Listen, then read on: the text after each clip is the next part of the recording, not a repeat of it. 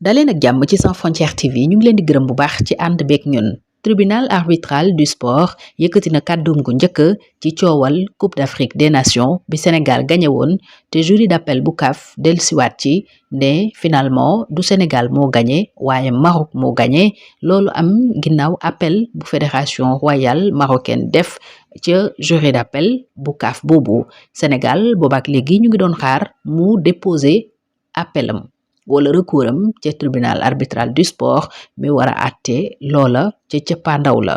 bu leen fàtte di aimer vidéo yi di ko partager, c'est très important. bu ngeen abonné gul ci Sans Frontières TV itam ngeen def ko te bës ci cloche de notification bi dina tax dara dootu leen raw.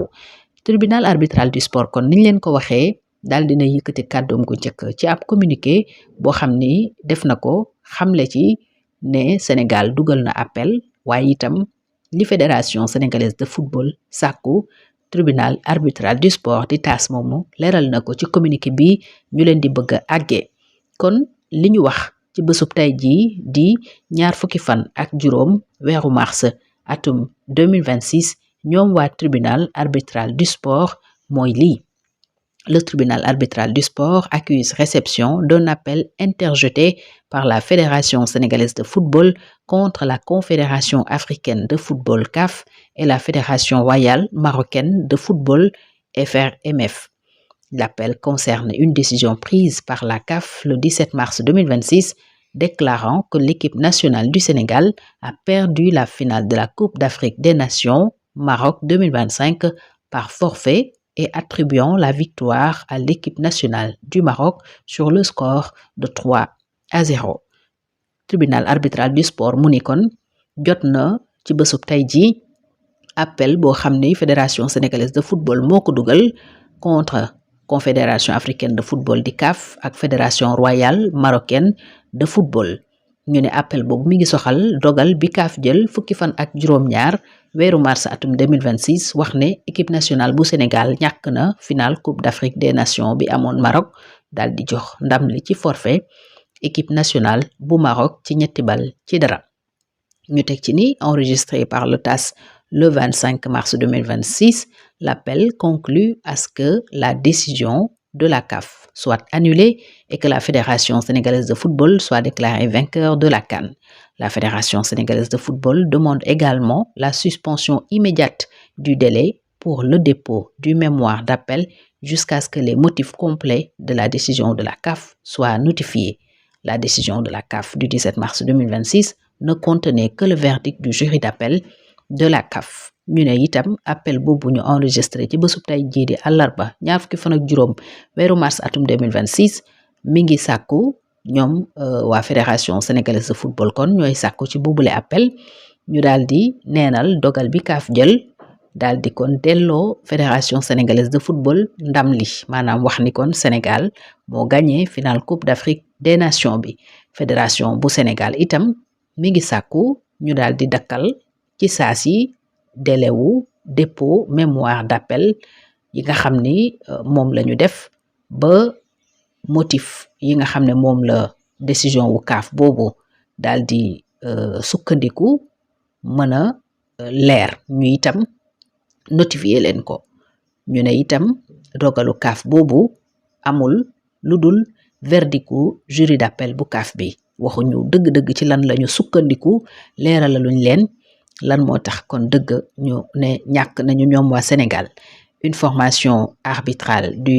TAS, tribunal arbitral du sport, sera nommée pour statuer sur cette affaire, à la suite de quoi un calendrier de procédure sera établi. Conformément aux règles de procédure du TAS, un appelant dispose d'un délai de 20 jours pour déposer un mémoire d'appel contenant ses arguments juridiques, après quoi les intimités disposent d'un autre délai de 20 jours pour présenter une réponse contenant les moyens de défense. À ce stade de la procédure et compte tenu de la demande de suspension de délai formulée par la Fédération sénégalaise de football, il n'est pas encore possible d'anticiper les échéances de la procédure ni d'indiquer quand une audience sera fixée. Tribunal arbitral du sport kon mu ni dañuy taxawal ab formation arbitrale boo xam ni moom mooy toppatoo moomu lépp mbir buñ ca noppee soog a def calendrier boo xam ni moom la ñuy topp ñu ne nag règle CAF mooy koo xam ni wala TAS tribunal arbitral du sport règle mooy kiy def appel am na 20 fan ngir mën a déposer mémoire d'appelam boo xam ni mooy am lépp lu mu jàpp ne war nañ cee mën a sukkandiku ci yoon ngir àttee ko na mu ko bëggee bu ñu weesoo ci loolu itam ñeneen ñi am nañu 20 fan yoo xam ni ci la ñuy indi seen tontu boo xam ni moo jëm ci lay bu loolu weesoo itam nag ñu ne fiñ ci toll kon te Sénégal sàkku ñu dakkal délai d'appel yi wala délai yi nga xam ni moom moo soxal déposer mémoire yi Sénégal càkkute fam googu moo tax kon mën a guñoo fi mu ni jàpp audience maanaam wax ne bis sàngam lañ koy àtte mën a guñ itam xuus ci procédure yi ni ñu ko tàmm di defee TAS ci tribunal arbitral du sport dolli ci communiqué boobu ni maître Mathieu Rib, directeur général du TAS, a fait le commentaire suivant. Le tribunal arbitral du sport est parfaitement équipé pour résoudre ce type de litige avec l'aide d'arbitres spécialisés et indépendants. Nous sommes conscients que les équipes et les fans désirent connaître la décision finale au plus vite et nous veillerons à ce que la procédure arbitrale puisse être menée dans les meilleurs délais tout en respectant le droit de toutes les parties à bénéficier d'un procès équitable. Ki jiite CAF di directeur général bu TAS plutôt du tribunal arbitral du sport maître Mathieu Rib teg na ci ne tribunal arbitral du sport TAS tàmm na wala mën naa lijjanti milépp mbir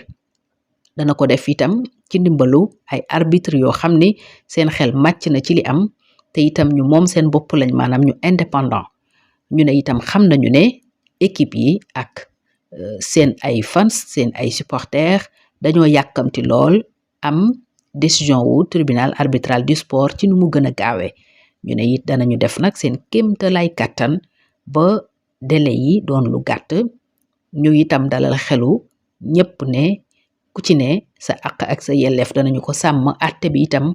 dana jaar ci yoon dëppoo ak li nga xam ni moom mooy yoonu sport ndax foofa lañuy àttee lépp luy lëj-lëj ci wàllu tàggat yaram muy tribunal arbitral du sport ñu teg ci communiqué booba ne ce document est un résumé non officiel destiné aux médias. Le TAS fournira aux médias des informations actualisées sur l'audience si celle-ci est programmée. Les procédures en cours sont confidentielles. ñu ne kon bi lépp communiqué ñu leen jàngal ni nekkul loo xam ne lu officiel la dañu ko bind ñoom jagleel ko taskatu xibaar yi ngir ñu mën a xam li xew ñu ne itam tribunal arbitral du sport moomu dana jébbal bépp taskatu xibaar këru tasukaay xibaar yi kon ay information yoo xam ne mi ngi jëm ci àtte coowal Sénégal Maroc gi ak Coupe d'Afrique des Nations bi bu fekkente ni itam jàpp nañu bésu àtte danañu ko yëgle waaye li ñuy def fiñ ci toll nii ak di ko dox ak di ko lijjanti ay mbir yu confidentiel la maanaam yoo xam ni dañ koy xumtoo mënuñu koo teggagum ci penc mi kon lii mooy lu njëkk li tribunal arbitral du sport wax ci coowal Sénégal Maroc ak Coupe d'Afrique bi ñu ne dañ koy nangu ci Sénégal jox ko Maroc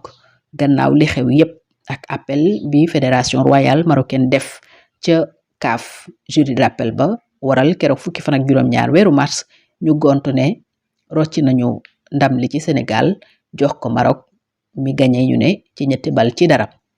Tribunal arbitral du sport nag tey jii la fa fédération sénégalaise de football yóbbu recoursam maanaam appelam ngir ñu neenal dogalu CAF boobu bëgg a jël ndam li ci ñoom jox ko waa Maroc li ci TAS wax dégg ngeen ko kon dañuy ànd ñàkkul taaxirlu ba xam fan la wànnante ni mu jëkki gëtam waaye itam ba xam lan la tribunal arbitral du sport di dogal ci mile mbir ñu ngi leen di gërëmaat bu baax ci ànd bi ak Sans Frontières TV.